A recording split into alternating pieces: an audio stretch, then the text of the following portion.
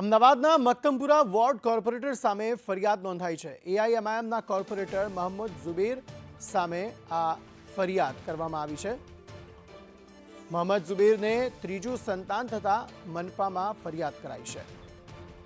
કશ્યપ જોશી વધુ માહિતી આપી રહ્યા છે। કશ્યપ, જણાવશો શું વધુ વિગતો?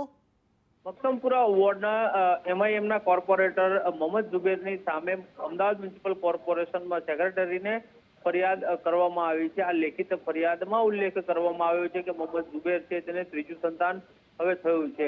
કોર્પોરેશન ને લઈને નિયમો રાજ્ય સરકારના છે કે બે સંતાન હોય ત્યાં સુધી કોર્પોરેશનની ચૂંટણી લડી શકાય અથવા તો કોર્પોરેટર પદ ઉપર રહી શકાય, પરંતુ સ્થાનિક દ્વારા ત્રીજું સંતાન હોવાના પુરાવા સેક્રેટરીને રજૂ કરવામાં આવ્યા છે અને જેને લઈ અને હવે મોહમ્મદ ઝુબેર પાસે ખુલાસો માંગવામાં આવ્યો છે। 10 દિવસમાં પોતાનો લેખિત જવાબ રજૂ કરવા માટે થઈને સમય આપવામાં આવ્યો છે અને 10 દિવસ બાદ મનપાના કમિશનર છે તે અંગે નિર્ણય કરશે।